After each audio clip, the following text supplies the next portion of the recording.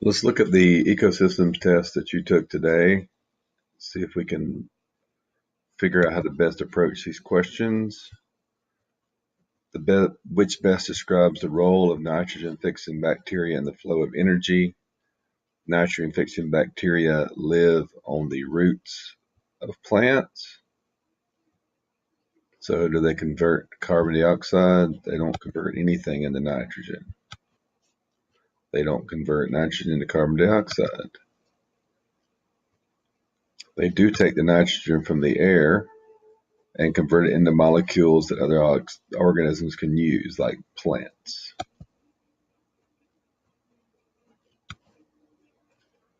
In a tropical rainforest, shrubs and plants here grow better in areas where canopy tree has fell down. See, it's laying down, it's great. Which most likely occurs in the area where the tree falls to help the plants and shrubs grow taller. These shrubs and grasses are tiny, these shrubs are a little bigger. What's in there now? There's obviously more sunlight happening here. There's a decrease in competition for sunlight, that is true. An increase in herbivore population? No. An increase of soil fertility? There's no way we can know that.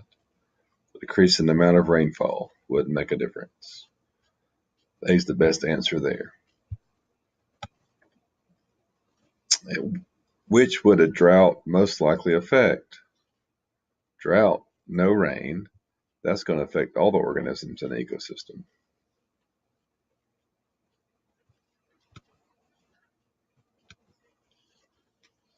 In Florida, black bears are found only in a few regions. Roads and highways cross all of these regions. If road construction continues through the regions occupied by bears, how will black bear populations most likely be affected? The populations will increase as the bears spread out. That's not true. They're only found in a few regions. It means they don't live other places. Populations will increase because herbivores are moved out. That's nothing that tells us that. Population will decrease due to pollution caused by cars and trucks. We don't know about that either. But we do know the impact. If there's less area to find food and shelter, that's an issue if they build more roads. Through which activity do animals get carbon that is needed for your body? Plants make wonderful glucose. That glucose is needed. Everything we eat gets converted into glucose if it can be. Eating glucose is C6H12O6 carbon, which best explains the role of plants in the carbon cycle. Do plants take in oxygen? No. Do plants take in carbon dioxide and pass it directly to the animals? No, they do not. But they do take in carbon dioxide released by other organisms like us. We certainly do.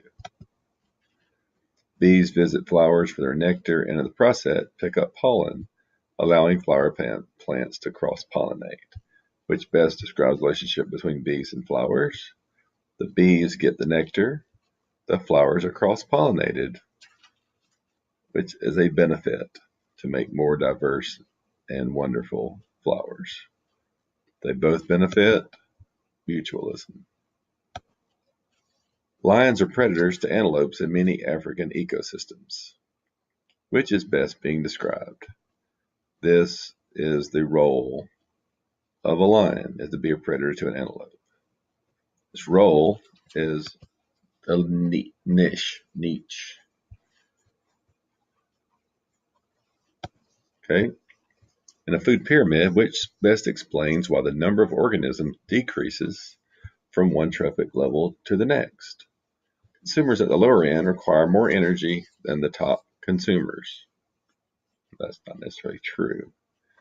Consumers are feeding on larger organisms that have less energy. Consumers at the top require more energy than lower levels consumers.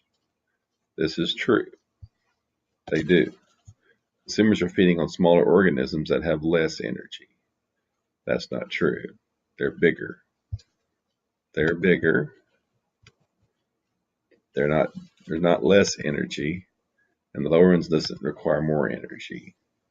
Just the consumers at the top level require more energy than the lower level consumers. So they are taking in, there's less of them than able to get that much energy. Relationships between the deer mouse and the sparrow. Deer mouse eats grasshoppers, deer mouse eats grass. Sparrow eats grasshoppers, sparrow eats grass. They're both eating the same thing. They are in direct competition for the same stuff.